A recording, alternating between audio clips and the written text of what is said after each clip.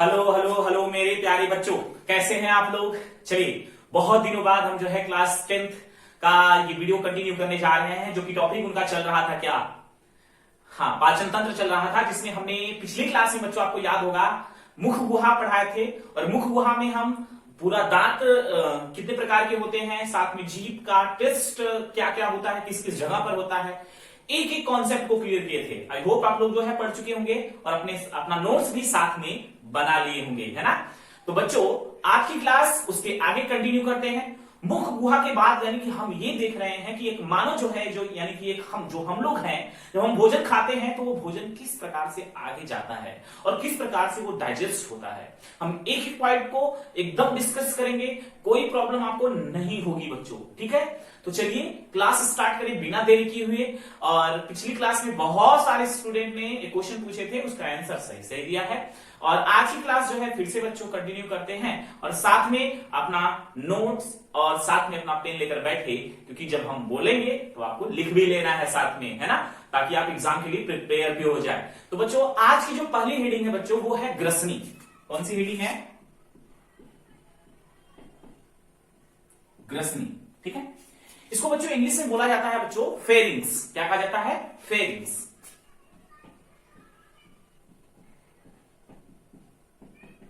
ठीक, ग्रसनी। ग्रसनी होता कहना है, हम बता दें, ग्रसनी जो होता है बच्चों यहीं पर होता है, मतलब हमारे गले के पास होता है, ठीक है। और जब हम भोजन खाते हैं तो जब हम उसको निगलते हैं तो भोजन ग्रसनी में प्रवेश करता है। लेकिन ग्रसनी में जब वो प्रवेश करता है तो वहां पर एक घाटी ढापन होता है। हम एक चित्र के अनुसार बता रहे हैं आपको। जैसे समझिए कि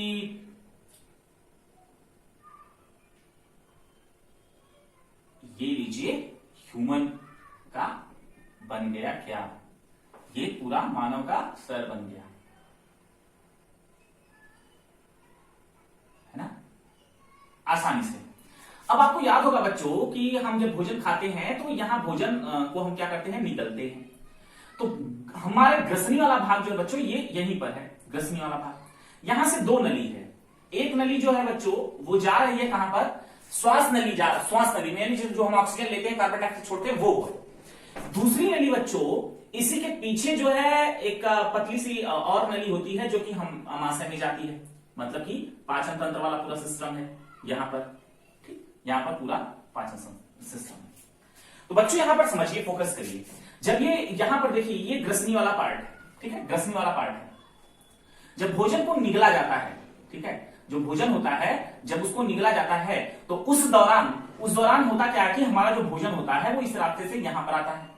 जब इस रास्ते से बच्चों यहां पर आता है तो उस दौरान होता क्या है कि यहां पर एक ढक्कन जैसी संरचना होती है।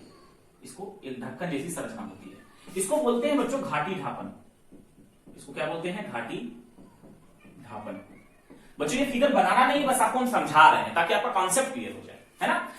यानी जब हम भोजन खाते हैं, भोजन खाने के बाद जब हम उस भोजन को निगलते हैं बच्चों, तो वो भोजन जो है इस मुख गुहा से होकर ग्रसनी में प्रवेश करता है। यानी ये वाला भाग कौन सा है? ग्रसनी है, यानी जो हम पढ़ रहे हैं ग्रसनी है बच्चों। इतना तो क्लियर है ना, कोई डाउट नहीं है ना। तो चलिए देखिए आगे।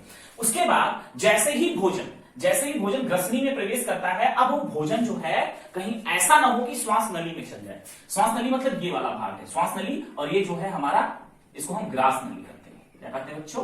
ग्रास नली हमारी अगली हेडिंग होगी। इसोफेगस इसको इंग्लिश में कहा जाता है, ठीक है। इसको इंग्लिश में क्या कहा जाता है? इसोफेगस कहा जाता है। तो बच्चों ये भोजन जो हमारा ये जो आ रहा है, कहीं ऐसा ना हो कि भोजन यहां चल जाए, श्वास नली में चल जाए।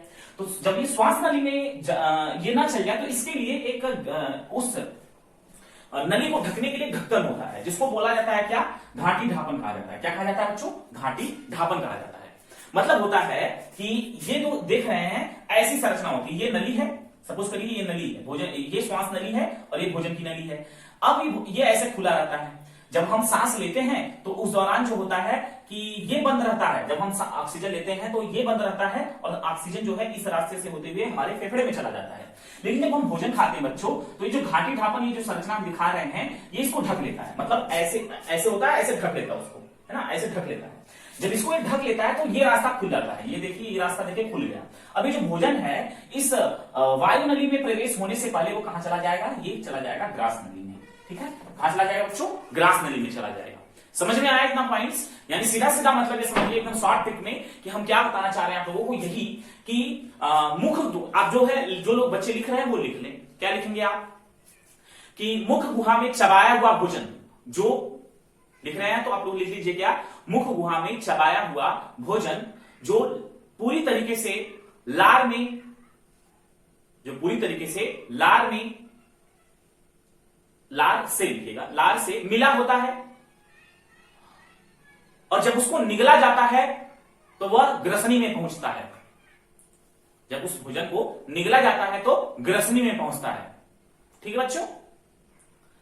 ग्रसनी में घाटी ढापन पाया जाता है, घाटी ढापन होता है, देखिएगा, ग्रसनी में घाटी ढापन होता है जिससे भोजन ग्रास नली में प्रवेश करता है। ठीक, इतना लिख लिया आप लोग, बस यही तक है ना? आपने क्या लिखा होगा? आपने यही लिखा कि चबाया हुआ भोजन जिसमें लार पूरी तरीके से क्या होता है? मिला होता है, और उस भोजन को निगला जाता है। भोजन कहां प्रवेश करता है? ग्रसनी में प्रवेश करता है। ग्रसनी में घाटी ढापन पाया जाता है, और जिसके कारण जो है भोजन जो है वो किसमें प्रवेश करता है? ग्रास नली में प्रवेश करता है। इतना ही था बच्चों, ठीक है? इस हेडिंग में इतना ही था। मतलब समझिए, हमने भोजन खाया, भोजन को हम निगलने के बाद भोजन हमारा यहां गले के पास आएगा। तो गले के पास आएगा बच्चों, तो कहीं ऐसा ना हो कि वो हमारे वायु यानी श्वास नली में प्रवेश कर जाए। तो ऐसी स्थिति में होगा क्या? ये जो घाटी ढापन है इस श्वास नली को, इस वायु की नली को ढक लेगा। जैसे ही इसको ढक लेगा वैसे ही भोजन जो है ये चला जाएगा कहां? ग्रास नली में चला जाएगा। सिंपल है, समझ में आ गया ना आप लोगों को? सिंपल था बच्चों, इसमें कुछ है नहीं टफ, ठीक है, आसान है। इतनी हेडिंग आप लोग लिख भी लिए होंगे ग्रसनी वाली हेडिंग को, है ना? आगे अगली हेडिंग हम लिखेंगे कौन सी?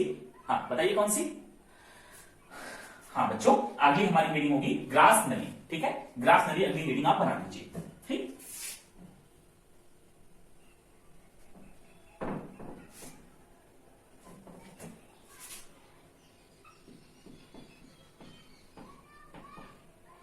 ग्रास नली, ठीक। अब बच्चों यहां पर इसको इंग्लिश में बच्चों क्या कहते हैं? इसोफेगस कहते हैं, ठीक है? अब यहां पर देखिए ध्यान से कि अब यहां तक तो ये पता चल गया कि भोजन जो हम खाए हैं, जो निगले हैं, वो हमारे ग्रसनी से कहां पहुंच गया? ग्रास नली में। तो जो ग्रास नली होती है ये पतली है ना, पतली नलिका होती है, ठीक है? पतली क्या होती है? नलिका होती है, जिसमें भोजन का पाचन नहीं होता है, बल्कि इसमें श्लेष्म पाया जाता है जो भोजन को फिसलने में मदद करता है ना? यानी कि जो ग्रास नली है, ग्रास नली में जो है क्या पाया जाता है? श्लेष्म पाया जाता है, जो भोजन को क्या करता है? फिसलने में मदद करता है। और यहां ग्रास नली में भोजन का कोई पाचन नहीं होता है, बल्कि भोजन यहां पर पूरी तरीके से पिसता हुआ आगे की तरफ बढ़ता है और कहां पहुंच जाता है? स्टमक यानी कि अमाशय में। ये वाला भाग कौन सा है? अमाशय बच्चों। क्या है? अमाशय, है ना? अमाशय की नहीं है। चलिए फिर से देख लेते हैं, ठीक? अब आप यहां पर जो लोग लिख रहे हैं, जो बच्चे लिख रहे हैं, वो क्या लिखेंगे? ग्रसनी से भोजन ग्रास नली में प्रवेश करता है। ग्रास नली एक पतली नलिका है जिसमें भोजन क्रमानुकुचन गति द्वारा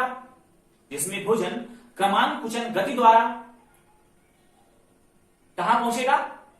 अमाशय में पहुंचता है, ठीक है? इतना लिख लिया आप लोग, बस इतना ही है बच्चों, ठीक है? इतने इसमें यही लिखना है। क्या लिखना है आप लोगों को? हमने क्या बोला कि ग्रसनी से भोजन ग्रास नली में प्रवेश करता है। ग्रास नली एक पतली नलिका होती है जिसमें क्रमानुकुचन गति होता है, और क्रमानुकुचन गति द्वारा भोजन अमाशय में पहुंचता है, ठीक है? अमाशय में पहुंचता है। लेकिन ग्रास नली में भोजन लुगदी यानी कि पिसने का काम करता है बच्चों, यानी पूरी तरीके से भोजन यहां पर पिस जाता है। यानी होता यूं है कि जैसे ग्रसनी से भोजन जो है हमारे इस ग्रास नली में पहुंचा, तो ग्रास नली की जो नलिकाएं होती हैं वो इस तरीके से क्या करती हैं? क्रमानुकुचन गति करती हैं। जब क्रमानुकुचन गति करती है तो जो भोजन होता है पूरी तरीके से पिसने लगता है। जब वो पिसने लगता है तो भोजन लुगदी बन जाता है। लुगदी मतलब पूरी तरीके से पिस जाता है, ठीक है? और उसके बाद श्लेष्म जो होता है उसके चारों तरफ मिल जाता है और फिसलते हुए भोजन कहां पहुंच जाता है? अमाशय में पहुंच जाता है। इतना तो क्लियर हो गया बच्चों, है ना? आप लोगों ने लिख भी लिया और जो हमने बताया आप लोगों ने समझ भी लिया होगा। क्लियर है ना? ठीक है? तो अब हम बच्चों आगे बताते हैं। अगली हेडिंग हमारी कौन सी है? अमाशय, है ना? आगे बताएं। है कुछ नहीं, टफ नहीं, जितना बता रहे उतना ही आप लोग राइट कर लीजिए, ठीक है? अमाशय,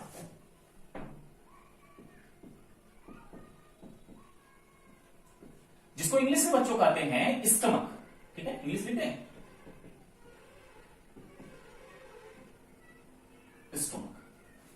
उसकी इंग्लिश आप लोगों ने नहीं लिखा होगा, लिख लीजिएगा, क्या है? ईसोफेगस, है ना? जो अभी हम ग्रास नदी की इंग्लिश नहीं लिखवाए थे, आप वहां पर लिख सकते हैं ईसोफेगस। ठीक, इतना तो क्लियर हो गया ना? अब इसको इरेज कर देते हैं। ठीक, बच्चों बड़े ध्यान से देखिएगा, अमाशय जिसको क्या कहते हैं? स्टमक इंग्लिश में कहते हैं। अमाशय यहां पर देख सकते हैं, यहां पर आप यहां पर क्या समझेंगे? अमाशय एक जे आकार की संरचना होती है। देखिए, जे आकार की संरचना है ना, एक जे आकार की संरचना होती है। ठीक है, और ये थैला होता है। ठीक है, एक थैला होता है ये, जिसमें ग्रास नली से भोजन प्रवेश करता है। कहां पर? अमाशय। कहां प्रवेश करेगा बच्चों? अमाशय में प्रवेश करेगा। अमाशय में कुछ एंजाइम पाए जाते हैं और कुछ अम्ल पाए जाते हैं। कुछ क्या? एक अम्ल होता है जिसका नाम क्या है? HCl, hydrochloric acid. ये बहुत ही खतरनाक एसिड होता है बच्चों, ठीक है, बहुत खतरनाक। अगर इस स्टमक के वाल में पड़ जाए या फिर मसल्स में ये मिल जाए तो मसल्स को डिस्ट्रॉय कर सकता है, उसको गला सकता है। तो स्टमक को इसलिए नहीं गला पाता बच्चों, क्योंकि उसमें श्लेष्म का आवरण होता है, श्लेष्म पाया जाता है चारों तरफ, इसलिए जो है हमारे स्टमक को गला नहीं पाता। बहुत सारे लोग जो है क्वेश्चन पूछते हैं कि हम जो भोजन खाते हैं वो पच जाता है, लेकिन हमारा शरीर भी मांस का है, लेकिन वो नहीं पचता है। तो बच्चों इसका आंसर यही है कि जो HCl के कारण है, जो मांस जो हम खाते हैं वो पच जाता है ना, उसको पूरी तरीके से वो क्या कर देता है? पचाने का काम करता है, और भी सारे एंजाइम पचाने का काम करते हैं। बट यहां पर बच्चों HCl का भी एक मुख्य रोल होता है बच्चों। ठीक है, तो HCl जो होता है खतरनाक, बहुत ही खतरनाक एसिड होता है। ठीक है, इसका पीएच मान जो है बहुत कम होता है, जिसकी वजह से बहुत ज्यादा एसिडिक है। ठीक है, बहुत ही ज्यादा ये क्या होता है? अम्लीय होता है। और अम्लीय होने के साथ में ये हमारे स्टमक से रिलीज होता है। ठीक है, और स्टमक में पाई जाती है जठर ग्रंथियां, जहां से जठर रस का भी स्रावण होता है ना। तो जठर ग्रंथियां जो होती है, जठर ग्रंथि, तो जठर ग्रंथि जो होती है इसको हम इरेज कर देते हैं, जहां से जठर रस का स्रावण होता है। किसका स्रावण होता है? जठर रस का। उस जठर रस में क्या क्या होता है बच्चों? उस जठर रस में HCl होता है। दूसरे नंबर पे पेप्सिनोजन होता है। क्या होता है? पेप्सिनोजन। पेप्सिनोजन HCl की प्रेजेंस में और बाइकार्बोनेट, है ना, HCl HCO3, ठीक है, HCO3 माइनस। ठीक, इसकी प्रेजेंस में बच्चों किसमें बदल जाता है? पेप्सिन में, पेप्सिन में। और ये पेप्सिन से प्रोटीन बनाने का काम करता है, यानी प्रोटीन पचाने का काम करता है। ठीक है, और उसके साथ साथ क्या पाया जाता है? श्लेष्म पाया जाता है। ठीक, और बाइकार्बोनेट पाया जाता है। तो बच्चों बड़े ध्यान से फिर से देख लीजिए अमाशय की हेडी को, एकदम कॉन्सेप्ट क्लियर है आपका। ठीक है, इसमें आपको कोई प्रॉब्लम ना हो समझने में। हमने क्या बताया कि इसमें जो बच्चे लिख रहे हैं वो लिख लेंगे। क्या लिखेंगे आप लोग? अमाशय जे आकार की संरचना होती है। सॉरी, आप इसमें क्या लिखेंगे? अमाशय जे आकार की थैलीनुमा संरचना होती है। ठीक है, ये लिखिए, अमाशय जे आकार की थैलीनुमा संरचना होती है, जिसमें जठर ग्रंथि पाई जाती है, जिसमें जठर ग्रंथि पाई जाती है। ठीक है, उस जठर ग्रंथि से जठर रस का स्रावण होता है। ठीक है, क्या लिखेंगे? जठर ग्रंथि से जठर रस का स्रावण होता है, जिसमें HCl यानी हाइड्रोक्लोरिक एसिड जो भोजन को अम्लीय बनाता है, जो भोजन को अम्लीय बनाता है और सड़ने से बचाता है। ठीक है, HCl क्या काम कर रहा है? दो काम कर रहा है, भोजन को अम्लीय बना रहा है, साथ में सड़ने से भी बचा रहा है। जो भोजन को अम्लीय बनाता है और सड़ने से बचाता है। और एक प्रोटीन पाचक एंजाइम पेप्सिनोजन होता है। एक प्रोटीन पाचक एंजाइम निष्क्रिय रूप में लिखेंगे आप, प्रोटीन पाचक एंजाइम निष्क्रिय रूप में पेप्सिनोजन होता है, जो HCl की प्रेजेंस में HCl तथा बाइकार्बोनेट लिख सकते हैं आप यहां पर, HCl तथा बाइकार्बोनेट की उपस्थिति में पेप्सिन में बदल जाता है। ठीक है, आपने क्या लिखा? एक प्रोटीन पाचक एंजाइम पेप्सिनोजन, निष्क्रिय पेप्सिनोजन लिखेंगे आप लोग, निष्क्रिय पेप्सिनोजन जो HCl तथा बाइकार्बोनेट की उपस्थिति में सक्रिय पेप्सिन में बदल जाता है। और ये सक्रिय पेप्सिन क्या करता है? प्रोटीन का पाचन करता है, प्रोटीन के पाचन में मदद करता है। ठीक है, सक्रिय पेप्सिन क्या काम कर रहा है? प्रोटीन के पाचन में मदद कर रहा है। उसके साथ ही श्लेष्म पाया जाता है, जो HCl के दुष्प्रभाव से बचाता है, अमाशय को HCl के दुष्प्रभाव से बचाता है। ठीक है, श्लेष्म पाया जाता है जो अमाशय के जो HCl के दुष्प्रभाव से अमाशय को बचाता है। लिख लें बच्चों, इसके अलावा भी कुछ एंजाइम होते हैं बच्चों, कौन कौन से? जो छोटे बच्चे होते हैं, जो दूध पीने वाले बच्चे हैं, उसमें एक एंजाइम होता है जिसका नाम रेनिन है। ठीक है, रेनिन बच्चों हम बताएंगे जब आप क्लास 11th में जाएंगे ना, तो आपको ये पता चलेगा कि किडनी में भी रेनिन रिलीज होता है, लेकिन वो वहां पर क्या है, हार्मोन है, और यहां पर ये क्या है, एंजाइम है ना। तो कंफ्यूज मत रहिए, अभी इसको याद रखिए। रेनिन जो होता है, दूध में केसीन प्रोटीन पाया जाता है। कौन सा प्रोटीन होता है बच्चों?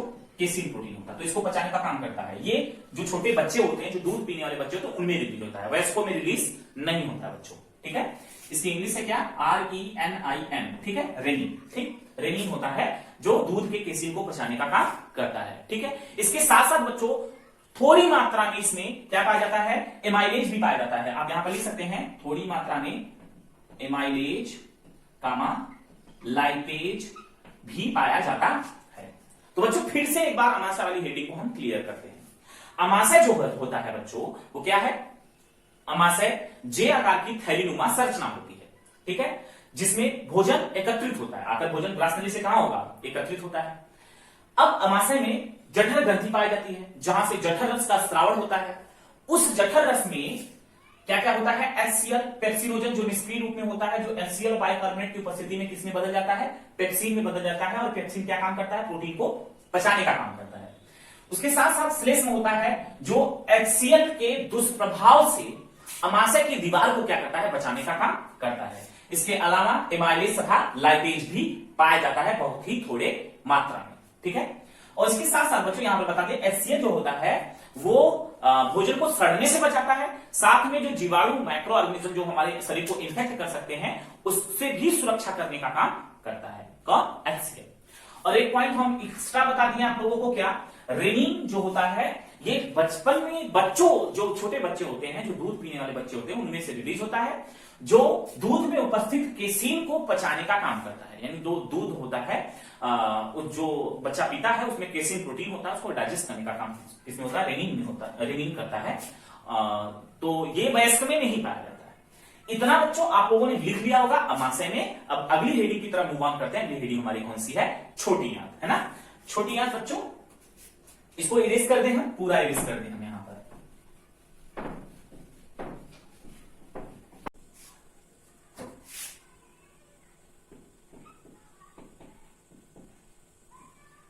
अग्नाशय,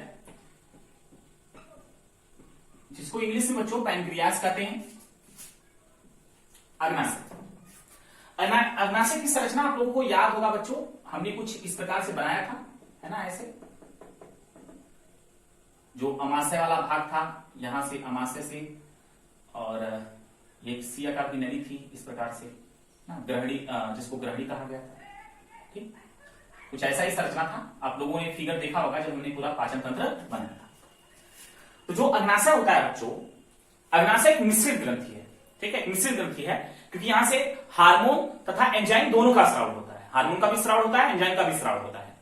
अग्नाशय से अग्नाशयी रस, जो जिसमें मुख्य रूप से क्या होते हैं? एंजाइम होते हैं, और वो एंजाइम जो है भोजन को पचाने में बहुत बड़ा रोल प्ले करते हैं। ठीक है, तो इस अग्नाशयी रस में, यानी अग्नाशय से जो निकलने वाला अग्नाशयी रस है, उसमें कौन कौन से एंजाइम होते हैं बच्चों? तो बच्चों उसमें होता क्या है? उसमें होता है एमाइलेज, ट्रिप्सिन,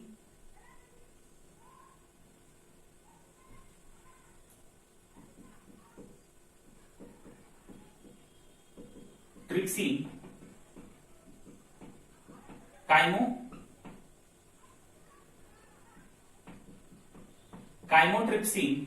ठीक है,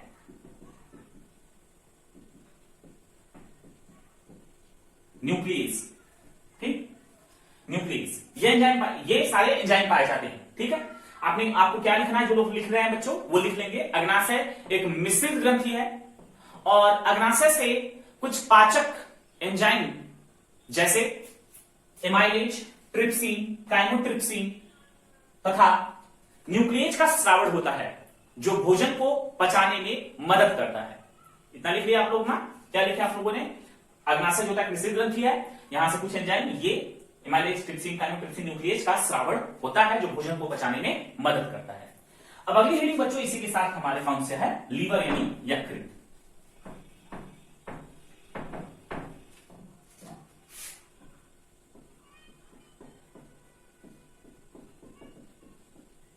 लीवर। ठीक है, लीवर आपको याद होगा बच्चों, यहां पर हमने कुछ इस तरीके की संरचना बनाई थी और इसमें हमारा ये पित्ताशय था जो कि यहां से आकर इस प्रकार से जुड़ा हुआ था, ये 2 पार्ट्स में डिवाइड था। फिगर आप ओपन करेंगे तो आपको समझ में आ जाएगा। यकृत जो होता है बच्चों, ये मनुष्य के शरीर की सबसे बड़ी क्या होती है, ग्रंथि होती है। मनुष्य के शरीर की सबसे बड़ी ग्रंथि होती है।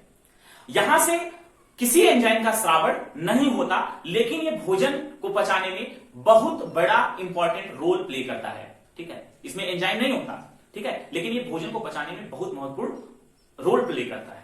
ठीक है, इसके साथ ही बच्चों यहां से इसकी कोशिका यकृत की कोशिका से निकलने वाला पित्त रस, ठीक है, जिसमें कोलेस्ट्रॉल और लवण पाया जाता है, जो कैसा होता है, क्षारीय होता है और ये भोजन को क्षारीय बनाने का कार्य करता है। ठीक, तो आप लोगों ने इसको समझा। अब जो बच्चे लिख रहे हैं वो लिखेंगे क्या, यकृत मानव के शरीर की सबसे बड़ी ग्रंथि होती है। यहां से किसी एंजाइम का पाचन किसी एंजाइम का स्रावण नहीं होता, बल्कि यह भोजन के पाचन में बहुत महत्वपूर्ण भूमिका अदा करती है, बहुत महत्वपूर्ण भूमिका अदा करती है। ठीक है, आगे लिखेंगे, यकृत की कोशिकाओं से निकलने वाला पित्तरस, यकृत की कोशिकाओं से निकलने वाला पित्तरस, जिसमें लवण व कोलेस्ट्रॉल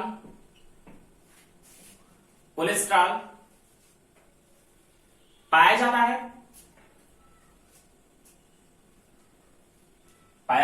है, जिसके कारण से भोजन क्षारीय हो जाता है, जिसके कारण से भोजन क्षारीय होता है। क्यों? क्योंकि आपको याद होगा HCl रिलीज हो रहा था, HCl खतरनाक होता है, तो भोजन आगे जा रहा है, अब छोटी आंत में जाएगा तो कहीं डिस्ट्रॉय ना कर दे, इसलिए वो क्षारीय नेचर का हो जाता है। ठीक है, तो जिसके कारण भोजन जो होता है वो कैसा हो जाता है, क्षारीय हो जाता है। ठीक, बस यही तक इतना था। और ये भोजन को पचाने में बहुत महत्वपूर्ण जो है रोल प्ले कर रहा है, लेकिन इसमें कोई एंजाइम नहीं है बच्चों। ठीक है, पहले ही डिस्कस कर चुके थे, इसमें लवण और कोलेस्ट्रॉल पाया जाता है। साथ में बच्चों बहुत इंपॉर्टेंट है, आगे जो है आप यहां तक लिख सकते हैं, लिखे होंगे लवण तथा कोलेस्ट्रॉल पाया जाता है, यहां के बाद आप लिख सकते हैं यह वसा का इमल्सीकृत करता है, साबुनीकरण, यह वसा का साबुनीकरण करने में मदद करता है। ठीक है, ये लाइन आप आगे लिख लेंगे बच्चों। साबुनीकरण का मतलब, कभी आप साबुन लगाए होंगे, कभी क्या रोज लगाते हैं, है ना, तो मैल छूटती है ना, मैल, तो जो वसा, जो हम ऑयल्स खाते हैं, जो ऑयल होता है, जो फैट्स होता है, जो हम मांस खाते हैं, जो मिल्क खाते हैं, तो उसमें जो फैट होता है बच्चों, तो इतने आसानी से पचता नहीं है। उसको पचाने के लिए ये जो लवण और कोलेस्ट्रॉल होता है, यकृत से निकलने वाला जो पदार्थ है, ये उसको किसमें साबुनीकरण उसका करता है, मतलब उसको छोटे छोटे जैसे साबुन के मैल जैसे निकलते हैं ना, उस तरीके से तोड़ने लगता है। ठीक है, समझ गया इतने आप लोग। अब आगे हेडिंग की तरफ मूव ऑन करते हैं बच्चों। अगली हेडिंग हमारी कौन सी है, छोटी आंत। ठीक है, अगली हेडिंग आप लिखेंगे क्या, छोटी आंत।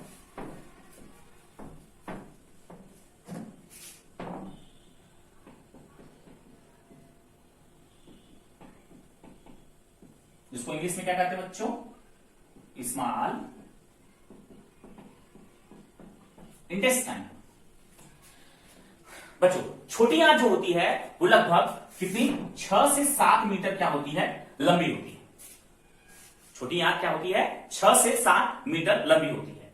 यहां पर भोजन का पूरा पाचन हो जाता है। यहां पर भी कुछ एंजाइम का स्राव होता है, जैसे माल्टेज,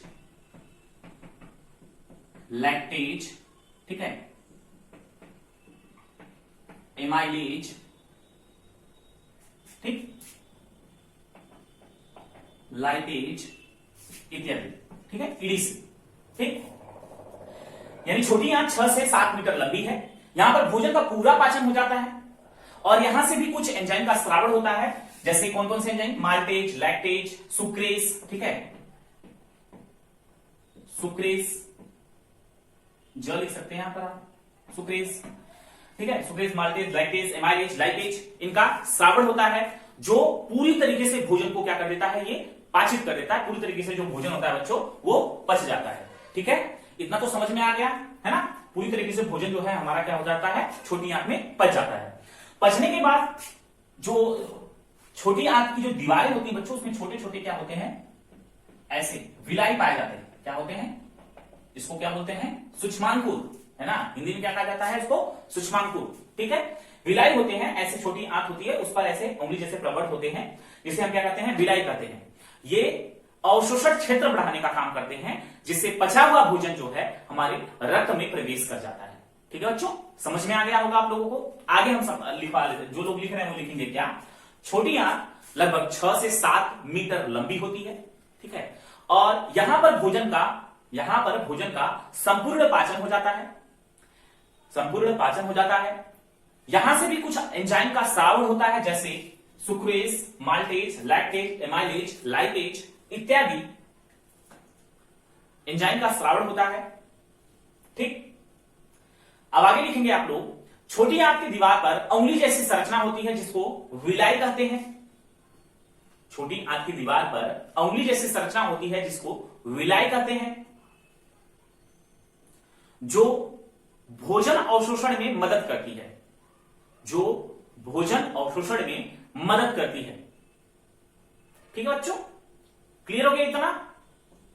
अब तो एकदम कॉन्सेप्ट क्लियर है ना। छोटी आंत के बारे में जो कुछ भी हमने लिखवाया आप उसको रिवाइज कर लीजिएगा, और जो है आप लोगों को सब कुछ समझ में आ जाएगा। अब अगली हेडिंग की तरफ मूव ऑन करते हैं बच्चों, इसको इरेज कर दें। हाँ, इसको इरेज करते हैं। अगली हेडिंग में बच्चों हमारी बड़ी आंत।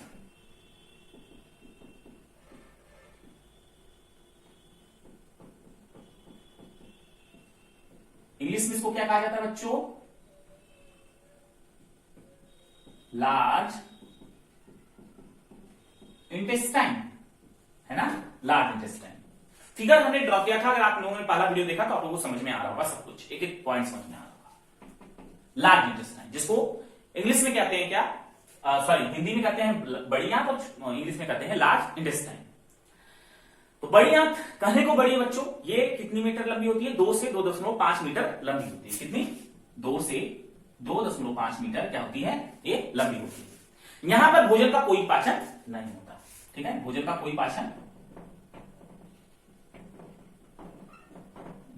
पाचन नहीं होता है बच्चों। ठीक, यहां पर कोई भोजन का पाचन नहीं होता है, बल्कि यहां पर जल तथा दवाइयों का अवशोषण होता है। किसका, जल तथा दवाई। ठीक है, जो हम पानी पीते हैं और जो दवाई होती है उसका अवशोषण किया जाता है। ठीक है, और उसके बाद जो ये भोजन होता है, अपचित जो भोजन होता है, ये मलाशय में प्रवेश करता है, मलाशय से गुदाद्वार द्वारा बाहर निकल जाता है। ठीक है बच्चों, आगे हम फिर से इसको हम जो बच्चे लिख रहे हैं वो लिख लेंगे क्या, बड़ी आंत 2 से 2.5 मीटर बड़ी होती है। 2 से 2.5 मीटर बड़ी होती है। ठीक है, यहां पर छोटी आंत में अपचित यानी छोटी आंत से अपचित भोजन, यहां पर छोटी आंत से अपचित भोजन बड़ी आंत में प्रवेश करता है। छोटी आंत से अपचित भोजन बड़ी आंत में प्रवेश करता है, कहां पर बच्चों, सीकम। फिगर देखे होंगे आप लोगों ने, सीकम में प्रवेश करता है। ठीक है, आप यहां पर लिख सकते हैं, छोटी आंत से अपचित भोजन सीकम में प्रवेश करता है। ठीक है, बड़ी आंत में जल तथा दवाई का अवशोषण होता है, जल तथा दवाई का अवशोषण होता है, और अपचित भोजन धीरे धीरे मलाशय में एकत्रित होता है और गुदाद्वार द्वारा शरीर से बाहर निकाल दिया जाता है। इतना तो क्लियर हो गया ना बच्चों, है ना। क्या आपने लिखा, 2 से 2.5 मीटर लंबी होती है, यहाँ पर भोजन का कोई पाचन नहीं होता, बल्कि जो छोटी आंत से अपचित भोजन बड़ी आंत में प्रवेश करता है और उसमें जल तथा दवाई का अवशोषण किया जाता है, और अपचित भोजन धीरे धीरे मलाशय में एकत्रित होता है और गुदाद्वार द्वारा इसको बाहर निकाल दिया जाता है बच्चों। तो ये पूरी की पूरी जो पाचन तंत्र था बच्चों, हमने एक एक पॉइंट, एक एक हेडिंग को समझाया है, और आप लोगों को आना चाहिए। बहुत इंपॉर्टेंट और बहुत छोटा है। ठीक है बच्चों, आप लोग इसको याद कर लीजिए, फिगर की प्रैक्टिस कर लीजिए। हर साल 8 नंबर 7 नंबर का पूछा जाने वाला क्वेश्चन क्लास 10th में सबसे ज्यादा है। तो प्लीज आप इस फिगर को और साथ में पूरी हेडिंग को जो हमने लिखवाया है उसको रिवाइज कर लीजिए, क्योंकि 7 नंबर आसानी से मिल जाएंगे आप लोगों को एग्जाम में। ठीक है, तो बच्चों आज की क्लास यहीं तक थी। कैसी क्लास लगी आप लोग बताएंगे हमको, और हम ये भी बताएंगे आप जो है बच्चों हमें दंत जो वयस्क होते हैं, एक क्वेश्चन हम दे रहे हैं आप लोगों के, वयस्क का दंत सूत्र तथा बच्चों का दंत सूत्र आप हमें कमेंट बॉक्स में लिखकर बताएंगे कि हाँ सर ये बच्चों का दंत सूत्र है और ये एक वयस्क का दंत सूत्र है। इसका कमेंट बॉक्स में आंसर देंगे आप लोग। आज की क्लास ऐसी कैसी लगी आप लोग जो है हमें कमेंट बॉक्स में ये भी बताइएगा। साथ में आप लोगों को समझ में आया कि नहीं आया, क्या नहीं समझ में आया आप हमें जरूर बताइए। नेक्स्ट क्लास में इसको हम समझा देंगे अच्छे तरीके से, ठीक है।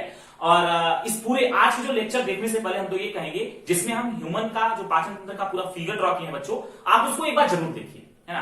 पाचन तंत्र का लेक्चर देखने के बाद आप इस वाले लेक्चर को पूरा देखिए। एक एक पॉइंट हम तो कह रहे हैं कि तीन ही लेक्चर होंगे, 3 लेक्चर आधे घंटे के आप लोग 1.5 घंटे लगातार देख लीजिए, एक बार रिवाइज कर लीजिए इसको।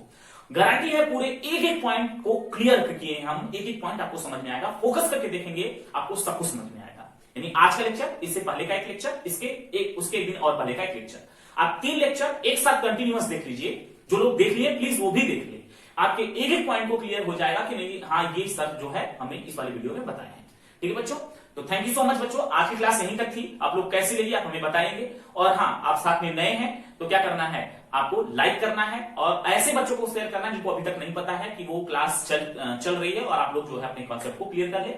और नए हैं तो सब्सक्राइब कर लीजिए चैनल को, ताकि अगला जो वीडियो अपलोड करें तो उसका नोटिफिकेशन मिल जाए, क्योंकि सब्सक्राइब करके बेल आइकन जरूर दबा दीजिएगा। तो थैंक यू सो मच बच्चों, आज की क्लास यहीं तक थी। और आप लोग कैसे लगी फिर से अगेन वही बताइएगा हमको। Thanks for watching.